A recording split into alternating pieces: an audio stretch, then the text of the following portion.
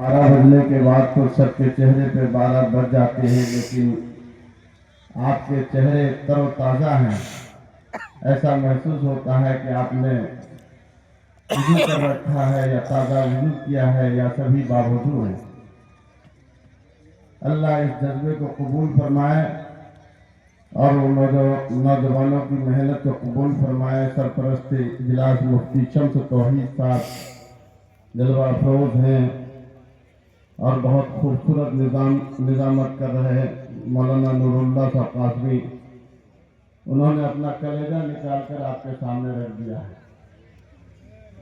شورا کرام آ رہے ہیں، وہ بھی حق ادا کرنے کی پوری کوشش کر رہے ہیں. علماء کرام بھی یہ ذمہ داری محسوس کی ہے علماء کرام نے، تو آپ نے بھی محسوس کی ہے. حدیث شریف میں کہا گیا ہے کہ کلکم راعٍ و کلکم مسئول عن رعیتہ. ذمہ دار کون ہے؟ جو جلسے کی قیادت کر رہے ہیں مولانا عمران ندوی صاحب، پرنسپل مدرسہ اشاعت العلوم، وہ ذمہ دار ہیں. یا مفتی شمس توحید صاحب ذمہ دار ہیں، یا جو صدر جلسہ مفتی شفیق الرحمان صاحب وہ ذمہ دار ہیں. کون ذمہ دار ہے؟ حدیث کہتی ہے کہ ہر آدمی جو ایمان والا ہے، کلمہ والا ہے، وہ ذمہ دار ہے.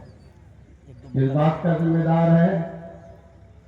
یہ اسٹیج پہ جو بینر لگا ہے اصلاح معاشرہ کا، اس بات کا ذمہ دار ہے.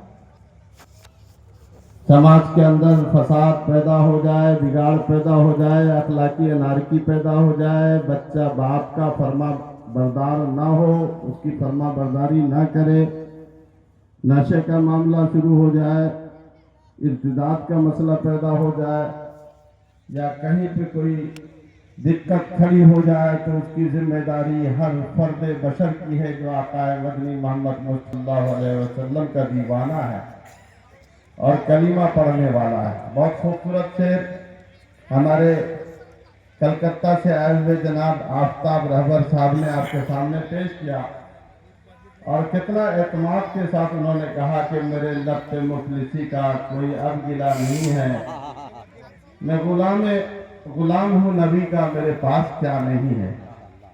کہیے سبحان اللہ. یہ اعتماد اور یہ خون بڑھانے کا کام شورا کرتے ہیں. واقعی مجھے تو کچھ اور بولنا تھا، میں جو بولنا تھا میں بھول چکا ہوں. اب میں وہ بول رہا ہوں جو آفتاب صاحب نے آپ کے سامنے پیش کر دیا ہے. انہوں نے بہت خوبصورت انداز میں آپ سے سوال کیا کہ ہم بتلائیے کہ دولت مند آدمی کون ہے؟ کون ہے دولت مند؟ انہوں نے سوال کیا تھا. آپ کے سنگھیا میں دولت مند کون ہے؟ جس کے پاس بلڈنگ ہے، گاڑی ہے، بنگلہ ہے، کوٹھا ہے، عہدہ ہے، رتبہ ہے، زمین ہے، جائیداد ہے. دنیا کا سب سے بڑا دولت مند انسان کون ہے؟ لوگوں جھوم کے کہو کہ جو کلمہ والا ہے، ایمان کی دولت رکھتا ہے. کہیے الحمدللہ. دولت مند، سب سے بڑا دولت مند انسان وہ ہے جو کلمہ لا الہ الا اللہ کا اقرار کرنے والا ہے اور ایک خدا کے سامنے جھکتا ہے اور ایاک نعبد و ایاک نستعین کہتا ہے. یہ سب سے بڑی طاقت کا نام ہے کلمہ، یہ سب سے بڑی عبادت کا نام ہے ایمان، یہ سب سے بڑی دولت کا نام ہے آخرت کا عقیدہ رکھنے والا، ایک اللہ کی عبادت کرنے والا. یہ کوئی معمولی بات ہے کہ آدمی لا الہ الا اللہ کہتا ہے. حریفوں نے رپورٹ لکھوائی ہے تھانے میں کہ اکبر نام لیتا ہے خدا کا استعمال ہے. ابھی تو جرم ہے. دیکھیے کلیم صدیقی صاحب سلاخوں کے پیچھے ہے، علماء کرام عمر گوتم صاحب سلاخوں کے پیچھے ہیں، بہت سارے لوگ سلاخوں کے پیچھے ہیں.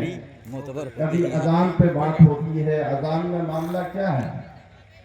وہی ایک اللہ کی بات کی جاتی ہے، یہ اعلان کیا جاتا ہے، یہ اناؤنسمنٹ کیا جاتا ہے، اللہ اکبر اللہ اکبر، اللہ سب سے بڑا ہے. वही सबका सर्जनहार है, स्वामी है, शासक है, पालनहार है, सृष्टि उन्होंने रची है। यही सब बात की जाती है। हम और आप इसको उर्दू में बोलते हैं, अरबी में बोलते हैं, और हमसे ज्यादा अजान को और अजान की कीमत को, कलिमे की ताकत को अगर आज की तारीख में कोई महसूस करता है तो वो बिरादरान वतन की वो आबादी है जो अजान पर सवाल उठा रहा है, मसाजिद पे बुलडोजर चला रहा है। माइक से अजान नहीं होनी चाहिए। क्यों नहीं होनी चाहिए? ये अजान नहीं है, ये जलजला है जो सीनों में जलजला पैदा करता है। ये अजान नहीं है। कुफ्रिस्तान के अंदर ये सबसे बड़ा ऐलान है, इस बात का ऐलान है कि हमारी गर्दन कट सकती है, लेकिन हम इस मामले में कंप्रोमाइज नहीं कर सकते हैं कि हम अल्लाह के अलावा किसी और की भी इबादत करें। आज आपको मालूम है, कानून के जरिए इस बात को लाजिम करार दे दिया गया है कि अब आपको जो बात पहले जुबानी कही जा रही थी, अब उसको तहरीर में ले लिया गया है, बाज़ाब्ता उसका नोटिफिकेशन जारी कर दिया गया है वजारत दाखिला की तरफ से। पहले तो लोग कहते थे कि वंदे मातरम कहना होगा, हिंदुस्तान में रहना है तो वंदे मातरम कहना है, लेकिन अब ये लाजमी करार दिया है स्कूलों के अंदर कि आपको ये सरकारी प्रोग्राम्स के अंदर कहना होगा। क्या है, क्या दिक्कत खड़ी हो गई है? क्यों उलमाए किराम चीख रहे हैं? क्यों परेशानी है? क्यों आंसू बहा रहे हैं? क्यों इसकी मुखालिफत कर रहे हैं? इसलिए मुखालिफत कर रहे हैं कि जो आदमी दुनिया का सबसे बड़ी दौलत रखता है कलीमे की, उस कलीमे के अंदर इस बात का वो ऐलान कर चुका है। क्या ऐलान कर चुका है? ला इलाहा इल्लल्लाह मुहम्मदुर रसूलुल्लाह। जोर से पढ़िए एक बार, ला इलाहा इल्लल्लाह मुहम्मदुर रसूलुल्लाह। अल्लाह के रसूल सल्लल्लाहु अलैहि वसल्लम ने एक मौके पे साहब किराम से कहा कि अपने ईमान को ताज़ा करते रहा करो। साहब किराम ने पूछा क्यों, कैसे? अल्लाह के रसूल ने कहा कि कसरत से ला इलाहा इल्लल्लाह का जिक्र करते रहा करो। सातों तबक आसमान के, सातों तबक जमीन के एक पंडे में रखा जाए और ये कलीमा एक पंडे में रखा जाएगा तो कौन झुकेगा, कौन उठेगा? जोर से बोलिए। कलीमा झुकेगा। क्यों? इसलिए कि एक तरफ खालिक है और दूसरी तरफ मखलूक है। एक तरफ पैदा करने वाला है, कलीमा किसका है, नाम किसका है? खालिक का है। और दूसरी तरफ मखलूक, पूरी कायनात को भी रख दिया जाए तो मखलूक खालिक का मुकाबला नहीं कर सकती है।